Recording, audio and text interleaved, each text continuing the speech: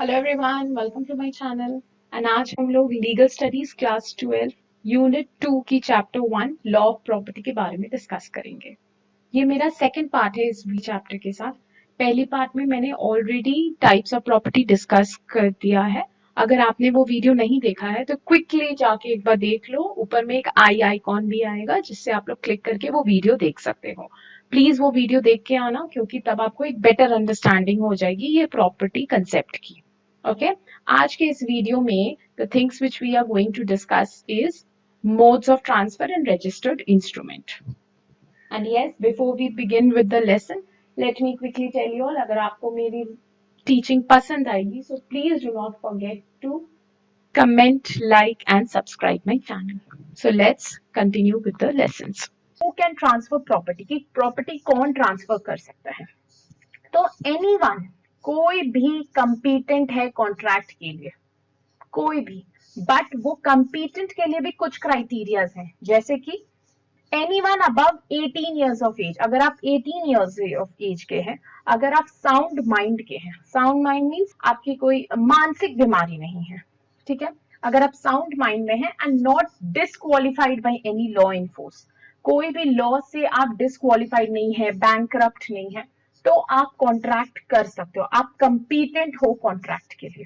Okay आप एक liable candidate हो कि आप चाहे तो किसी के साथ भी कॉन्ट्रैक्ट एग्रीमेंट में जा सकते हो and authorise to dispose of the property.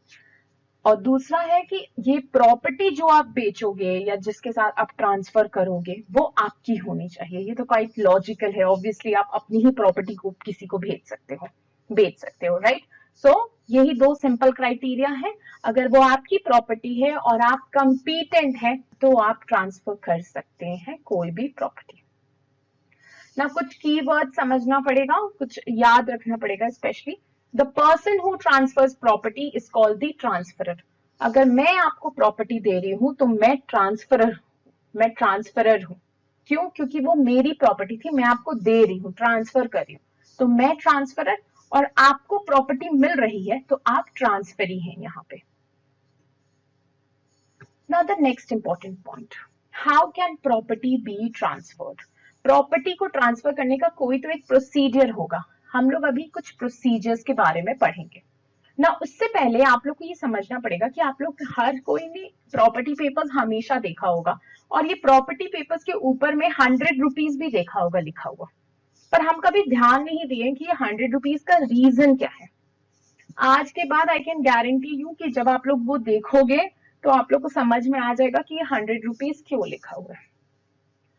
Now the mode of transfer of property obviously उसके वैल्यू ऑफ प्रॉपर्टी पे डिपेंड होता है कि आपका प्रॉपर्टी का वैल्यू क्या होगा। जैसे कि ऑब्वियसली सबका वैल्यू तो एक होता नहीं है। अगर आप जमीन आपकी गांव में होंगी तो ऑब्वियसली थोड़ा आउटस्कर्ट एरिया है तो वैल्यू ऑफ द प्रॉपर्टी कम होगा, बट वही अगर शहर के कोई पॉश एरिया में आपका घर है या आपकी कोई प्रॉपर्टी है तो उसका वैल्यू एनी टाइम बहुत ज्यादा होगा, ठीक है। तो ट्रांसफर ऑफ प्रॉपर्टी भी आपकी वैल्यू के ऊपर डिपेंड करता है। कैसे डिपेंड करता है? If the value of property is more than 100 rupees, इसका मतलब क्या हुआ? अगर सोचिए आपके पास एक पीस ऑफ लैंड है, ठीक है, अगर वो लैंड 100 रुपए से ज्यादा का दाम है, चलिए थोड़ा हाइपोथेटिकल सिचुएशन, क्योंकि आजकल तो 100 रुपए का कोई मूल्य ही नहीं है, बट स्टिल एक हाइपोथेटिकल सिचुएशन में जाइए और सोचिए अगर आपके पास एक वैल्यू ऑफ प्रॉपर्टी है, उसका दाम अगर 100 रुपया है, तो ट्रांसफर उसकी एक रजिस्टर्ड इंस्ट्रूमेंट के साथ होगी। अब ये रजिस्टर्ड इंस्ट्रूमेंट क्या होता है ये हम लोग नेक्स्ट स्लाइड में पढ़ेंगे, पर अभी के लिए आप ये समझो। अगर तब नेक्स्ट टाइम अगर आप कभी आप कोई प्रॉपर्टी पेपर में 100 देखें लिखा हुआ तो इसका मतलब ये रहा कि जो लैंड है वो 100 रुपए से ज्यादा की दाम पे है, जिसके कारण ही ये प्रॉपर्टी पेपर्स है। जैसे अगर आपकी 90 रुपीज एक लैंड पीस ऑफ प्रॉपर्टी है जिसकी दाम 90 रुपीज है, तब आपके लिए रजिस्टर्ड इंस्ट्रूमेंट नहीं है। क्यों? क्योंकि उसका वैल्यू जो है वो 100 रुपए से कम है। अब दूसरा चीज, ये तो पहला चीज हो गया। अब दूसरा चीज, the property is tangible. Tangible का मतलब होता है जो हम लोग छू सकते हैं, जिसको हम लोग फील कर सकते हैं, टच कर सकते हैं। ओके आपके पास एक जमीन है तो आप उस जमीन को टच कर सकते हो, राइट। अगर एक प्रॉपर्टी है जो टैंजिबल है and the value of the property is less than 100, जैसे कि मैंने एग्जांपल दिया था पहला वाला में कि आपके पास एक पीस ऑफ लैंड है और उसकी वैल्यू सिर्फ 90 रुपीज है, तो ट्रांसफर कैसे होगा? उसके लिए तो आपको रजिस्टर्ड इंस्ट्रूमेंट चाहिए नहीं होगा, तो ट्रांसफर कैसे होगा? ट्रांसफर डिलीवरी पे होगा कि आप उसको सीधे डिलीवरी कर दोगे, ठीक है। उसके लिए आपको कोई जरूरत नहीं है वो प्रॉपर्टी पेपर्स का एंड एनीथिंग, ठीक है। बट वो किसके लिए है? ध्यान दीजिएगा, टैंजिबल। टैंजिबल मतलब जो हम लोग छू सकते हैं, जिसको हम लोग फील कर सकते हैं, ठीक है। तो दो चीज ध्यान देना है कि अगर प्रॉपर्टी टैंजिबल हो और वैल्यू ऑफ प्रॉपर्टी 100 रुपए से कम हो तो हम लोग कहते हैं कि ट्रांसफर डिलीवरी के तौर पे होगी। द नेक्स्ट वन, अब दूसरी इनटैंजिबल प्रॉपर्टी। तो इनटैंजिबल प्रॉपर्टी क्या होती है? अब ये आप लोग पूछोगे मैम ये इनटैंजिबल अब क्या हो रहा है? इनटैंजिबल का मतलब होता है जो आप छू नहीं सकते हो बट जिसे आप फील कर सकते हो। जैसे हम लोग देखें ना पेटेंट, अगर मैंने कुछ बनाया है, कोई इन्वेंशन किया, तो वो मेरा पेटेंट हो गया। क्यों? क्योंकि वो मेरी कंपनी ने बनाया, तो वो पेटेंट मार्क या ब्रांड मार्क, ब्रांड्स में आप देखते हो उन लोग का जो लोगो होता है वो आप कोई भी कॉपी नहीं, आपको डुप्लीकेट मिल सकता है, तो वो डुप्लीकेट भी एग्जैक्ट कॉपी नहीं कर सकता। क्यों? क्योंकि वो इलीगल होगा, राइट। तो जितने भी जो ये सब इस तरह के जो इनटैंजिबल प्रॉपर्टी है, जैसे कि आपकी कॉपीराइट मार्क्स या पेटेंट या ब्रांड नेम, लोगोज, इसकी वैल्यू चाहे 100 रुपए हो या 100 रुपए से नीचे हो, अगर उसको ट्रांसफर करना है तो हमेशा ही रजिस्टर्ड इंस्ट्रूमेंट लगेगा। प्लीज यहां ध्यान दीजिएगा, मैंने बोला इनटैंजिबल प्रॉपर्टी। मेरा एक कंपनी है, मेरा एक प्रोडक्ट का एक कंपनी है, उसका एक ब्रांड नेम है, मैं वो कंपनी और वो ब्रांड नेम किसी को देना चाह रही हूँ, पर मेरा जो ब्रांड नेम है उसका वैल्यू सिर्फ 70 रुपीज है। तो इररिस्पेक्टिव ऑफ द वैल्यू, चाहे वो 100 से ज्यादा हो या 100 से कम हो, ट्रांसफर हमेशा ही रजिस्टर्ड इंस्ट्रूमेंट में होगा। आई होप ये सबको क्लियर है। ये दो चीज है इसी तरह से। पहला बात कि प्रॉपर्टी जब हम लोग ट्रांसफर करेंगे तो हमेशा उसका वैल्यू ऑफ प्रॉपर्टी, ये सबसे पहला चीज क्लियर हुआ था कि वैल्यू ऑफ प्रॉपर्टी अगर वैल्यू 100 से ज्यादा होगा तो रजिस्टर्ड इंस्ट्रूमेंट होगा। पर नेक्स्ट क्या बोला गया कि अगर टैंजिबल प्रॉपर्टी है और वो उसका वैल्यू अगर 100 रुपए से ज्यादा है तब ही रजिस्टर्ड इंस्ट्रूमेंट होगा, और अगर एक टैंजिबल प्रॉपर्टी की वैल्यू 100 रुपए से कम है तो उसकी ट्रांसफर डिलीवरी के माध्यम से होगी। Okay. On the other hand जो इनटैंजिबल प्रॉपर्टी है उसकी वैल्यू चाहे 100 रुपए से ऊपर हो या 100 रुपए से नीचे हो, इररिस्पेक्टिव उसकी ट्रांसफर हमेशा ही रजिस्टर्ड इंस्ट्रूमेंट से होगा। Is it clear? I hope आप लोग को क्लियर हो गया होगा। अगर आप लोग को कोई भी डाउट्स हो किसी भी सेक्शन में, प्लीज नीचे कमेंट सेक्शन में बताइएगा। अब हम लोग हमेशा रजिस्टर्ड इंस्ट्रूमेंट पढ़ रहे हैं, बट वो होता क्या है अब हम लोग उसके बारे में पढ़ेंगे। रजिस्टर्ड इंस्ट्रूमेंट आम भाषा में अगर हम लोग बोलेंगे तो वो प्रॉपर्टी पेपर्स होती है, ठीक है। अब registered instrument is a form of property such as shares और bonds whose records are kept of who owns the underlying property or of the transaction involving transfer of ownership.